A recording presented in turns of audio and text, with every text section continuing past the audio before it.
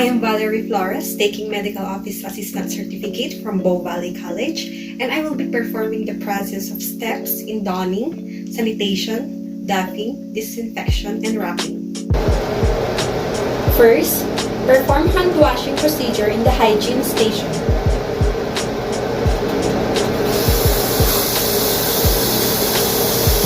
After the hand washing, we'll be doing the steps and procedures in donning a PPE.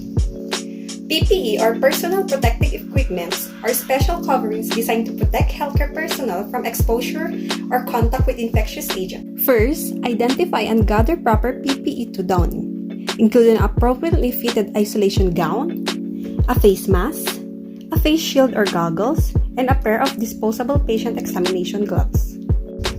In donning, the first thing you should do is perform hand hygiene by using alcohol-based or hand sanitizer.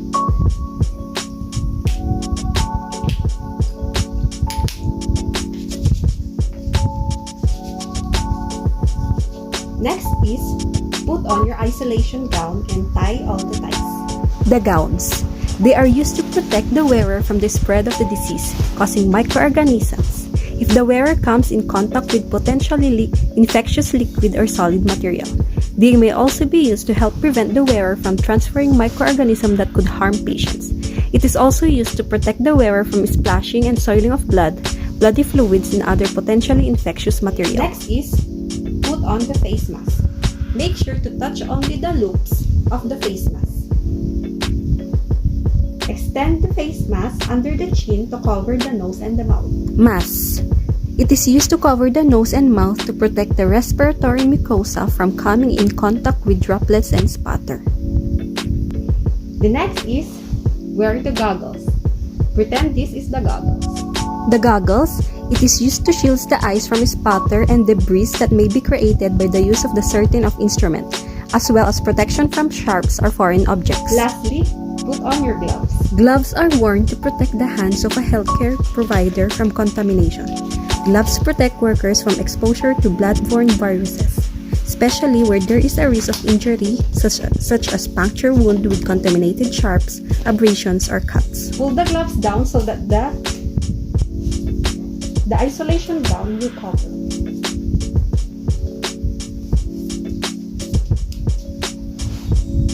And after the donning, we'll be doing the sanitizing of instruments. Before the procedure, we should first identify what type of room these procedures will be done in, and we will be doing this in sanitation and decontamination work area. This area shall be physically separated from other work areas by walls or partitions to control traffic flow and contain contaminants generated during the cleaning stages. The room temperature of all the contamination work areas should be between 18 to 20 degrees Celsius and between 20 to 22 degrees Celsius for clean areas. The relative humidity should be maintained between 30 to 60% and be monitored daily.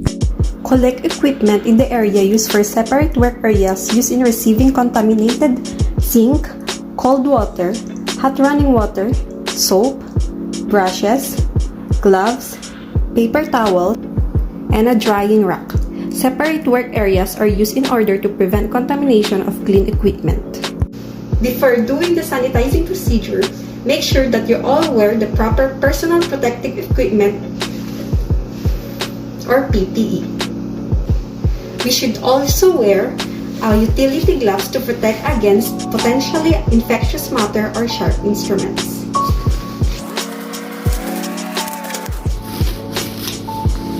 To prevent injury and exposure to infectious matter, separate the sharp instrument from other instrument to be sanitized. We will first identify our different equipments and tell whether they are critical instruments or semi-critical instruments. Let's just pretend that these instruments are real instruments. The first equipment we were going to identify is the suture scissors or Mayo scissors. This instrument is a critical instrument. The second one is the vaginal specula.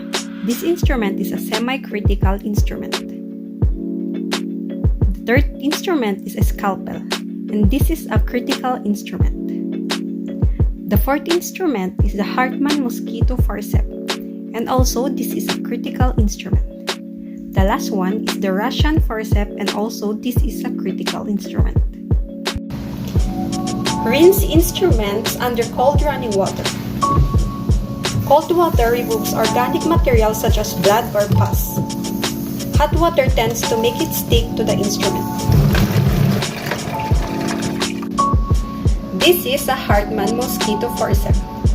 So first, scrub the instrument with a brush and soap. Be sure all surfaces are clean. Soap reduces surface tension, which makes it easier to remove the dirt. Scrubbing dislodges the dirt. Never allow blood or other substances that can coagulate to dry on an instrument. Microorganisms can hide under contaminants and may not be destroyed by the disinfection process. So open the hinge of the instrument, scrub all the grooves, the crevices, and serrations with a disposable brush.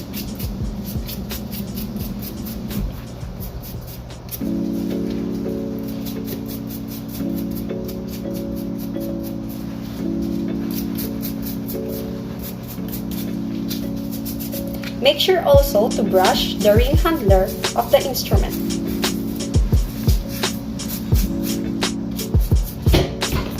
Do the same procedure with the other instruments.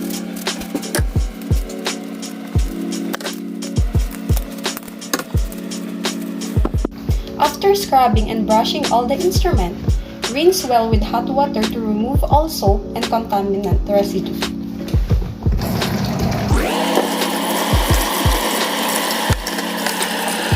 Next is towel dry all instruments. Do not touch the paper towel dispenser as you are obtaining towels.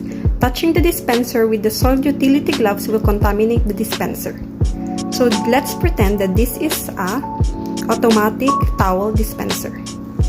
Dry it thoroughly as wet instruments that can rust or become dull. Water on instruments can dilute disinfectants or sterilization chemicals. Make sure to decontaminate all the work surfaces using disinfectant cleaner to prevent transmission of infectious organisms. Dispose all contaminated towels and disposable brush in a biohazard waste container. So after sanitizing the instruments, let's do the doffing. Doffing. How to safely take off personal protective equipment, more commonly called PPE. I will demonstrate one way to appropriately take off or doff PPE.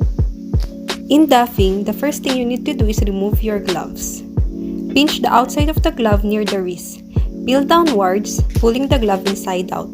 With your ungloved hand, slide your finger under the wrist of your remaining glove. Again, peel downwards, turning the glove inside out. Discard the gloves. The next is remove your goggles or face shield. And next, remove your gown. Untie all ties or unsnap all snaps.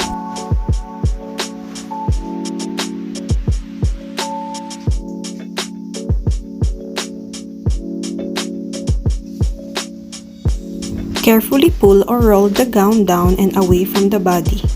And after that, dispose the used gown.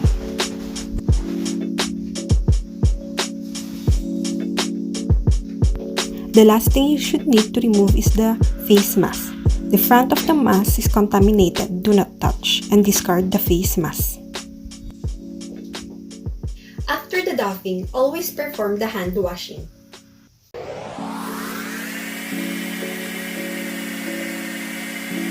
So after the doffing and the hand washing, we can now do the disinfection. Before disinfection, make sure to use the gloves. First, prepare the air-dried instruments to soak in a chemical solution. And make sure that all the instruments are all dry and check if there is any blood or any infectious material left. We will be using a Sidex for the disinfection. Before using the solution, be sure to read the directions for use on the bottle label and package insert. After opening the bottle, pour Sidex solution into a disinfecting tray or appropriate container. Let's just pretend that this is a disinfecting tray.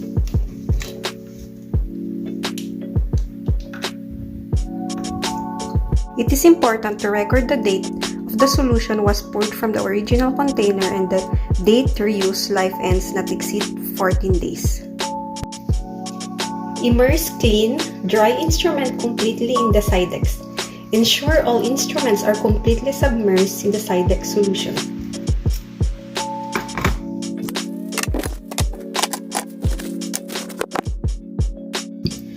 After we submerge the instruments, cover the Sidex solution sterilizing disinfecting tray with a secure lid. Soak instruments for 12 minutes at 20 degrees Celsius to achieve high-level disinfection. Excessive soaking is not recommended as it may result in buildup of residue which could lead to an allergic reaction.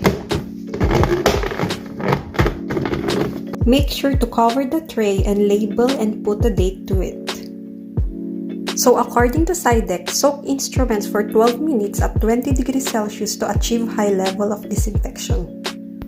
We must choose also the proper decontamination tray or basin to be deep enough to immerse items to be clean, be large enough to accommodate trays or baskets of instruments and not have an overflow. Don't forget to label the disinfection tray and area with a biohazard label while doing the disinfection process. So after 12 minutes of disinfection, rinse instrument thoroughly, flushing the channels with potable or distilled water.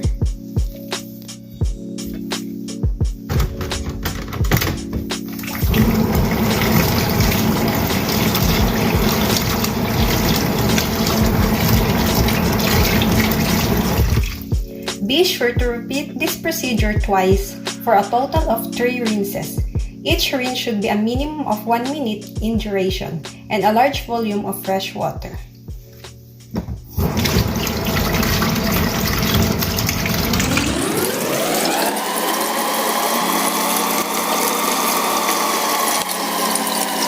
After rinsing the instruments, air dry all the instruments. After the disinfection, make sure to clean the workplace.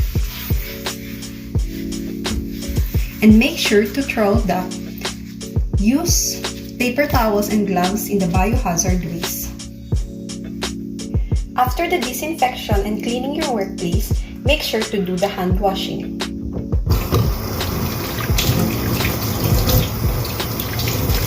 So after the disinfection and air dry the instrument, we can now do the wrapping.